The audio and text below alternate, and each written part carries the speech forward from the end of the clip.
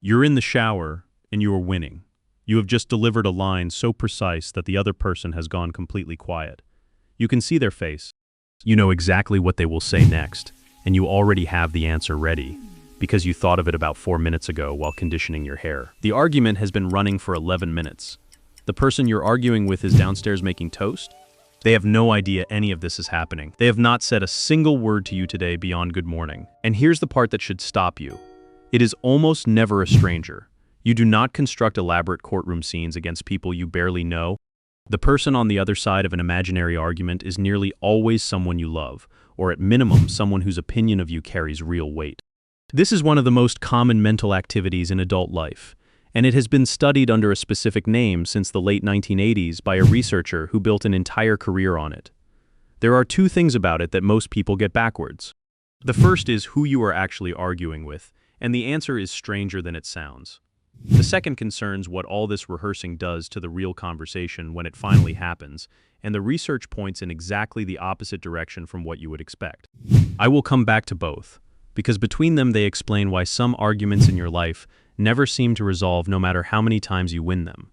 Start with the fact that this has a name, because most people assume it is a private oddity. In 1987, James Honeycutt, later a distinguished professor at Louisiana State University, gave a keynote address on a phenomenon he called imagined interactions, and then spent the following decades building a research program around it. An imagined interaction is a conversation you hold in your head with someone real. It can be a conversation that has not happened yet, or a rerun of one that has edited. Honeycutt and his colleagues built survey instruments to measure them, catalog their attributes, and mapped what they are for. They identified 6 functions: rehearsal, where you plan what you will say and anticipate what the other person will say back; self-understanding, where you work out what you actually think by arguing it out loud in your own head; relational maintenance, where you keep someone present in your mind while they are physically absent; catharsis, where you discharge tension and anxiety; compensation, where the imagined conversation substitutes for one you cannot have, because the person is unavailable or far away or gone; and conflict management, which is the one we are here for.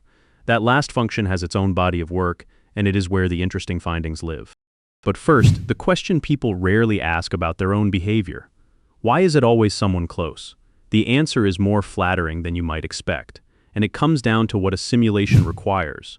To argue with someone in your head, you need to be able to generate their side, not vaguely.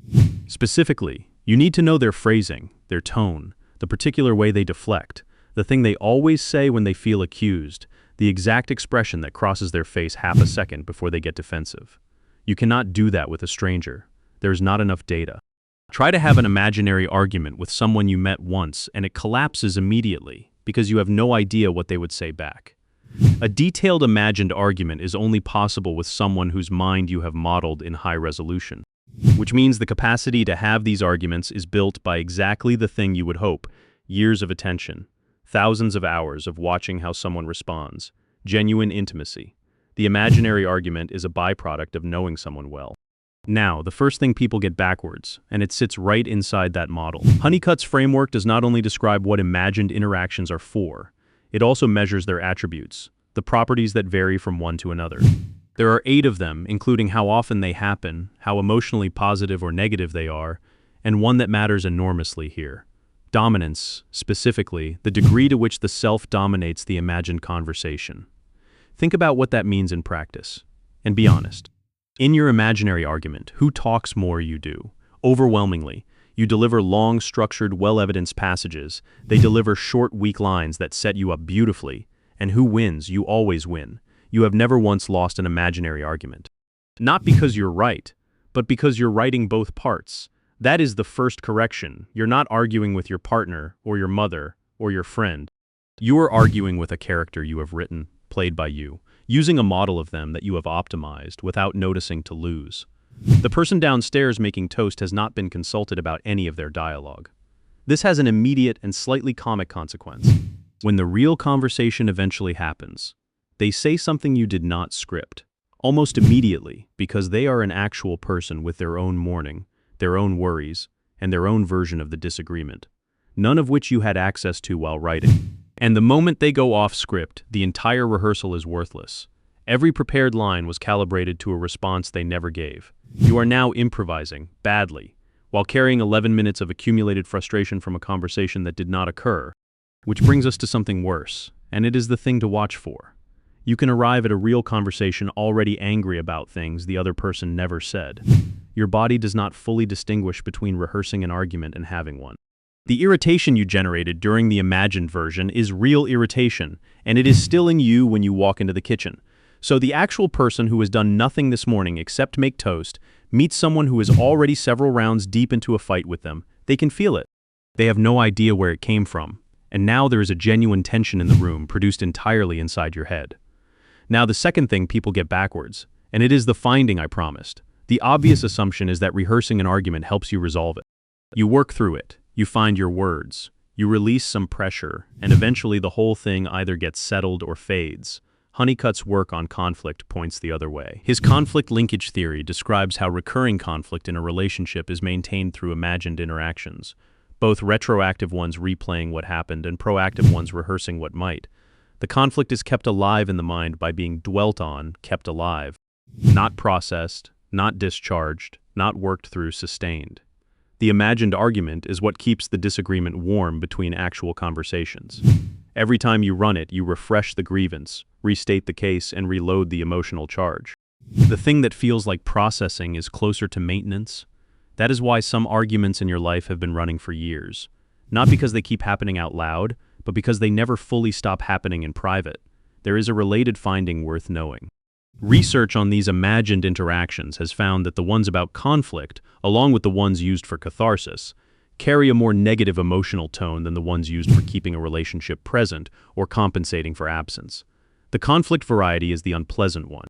And it is also the one people report having most. There's one more mechanism here, and it is the quietest and possibly the most consequential. Catharsis is one of the 6 functions. You discharge tension through the imagined version. Now follow what that does. The pressure to raise something with a person comes from the discomfort of carrying it unsaid. If you can release a meaningful portion of that discomfort by having the conversation in your head, then the pressure drops, which means you're less likely to have the real one. The imagined argument can quietly become a replacement for the conversation rather than a preparation for it. You get the relief without the risk, and the actual issue stays exactly where it was, unraised and available to be argued about again next Tuesday in the shower. I do not want to leave this sounding like all of it is a trap, because one of the 6 functions genuinely works. Rehearsal has real value, and Honeycutt's work notes that it helps people develop contingencies when a conversation does not go to plan. If you have a difficult thing to say, running through it once does help you find the words and steady yourself. So the distinction worth drawing is not between imagining and not imagining. It is between two shapes. A useful rehearsal is specific, forward-looking, bounded, and it ends with you knowing roughly what you want to say. You run it once or twice and you're done, and you feel slightly steadier. An unhelpful one recurs. It goes backwards more than forwards. It gets more heated with each run rather than calmer. You always win it more decisively than the time before, and it produces no plan at all, only a sharper sense of grievance. The simplest test is whether you feel more ready to have the conversation afterwards, or less. If the answer is less, the rehearsal is doing the catharsis job rather than the preparation job, and the conversation is receding. One practical thing then, if you notice you're 3 rounds into an imagined argument, the useful move is not to try to stop, which rarely works. It is to convert it. Take the single line you would most want the real person to hear, the sentence you have polished 4 times, and write it down somewhere. Then close the rest.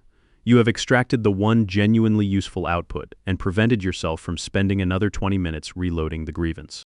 And if these arguments are running most days, if they are keeping you awake, or if they involve someone you have not been able to speak to for a long time, that is worth taking to a professional. Not because thinking about a conflict is a problem, but because a conversation that repeats every night is carrying something that a shower cannot resolve. Here's the reframe worth carrying out of this.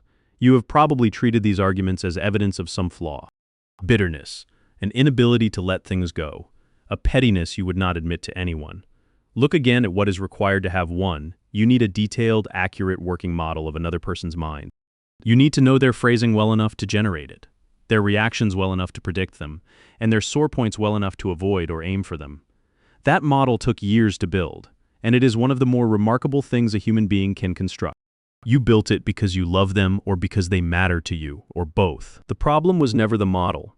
The problem is that you have been using it to write their lines instead of to predict them, in a conversation they were never invited to.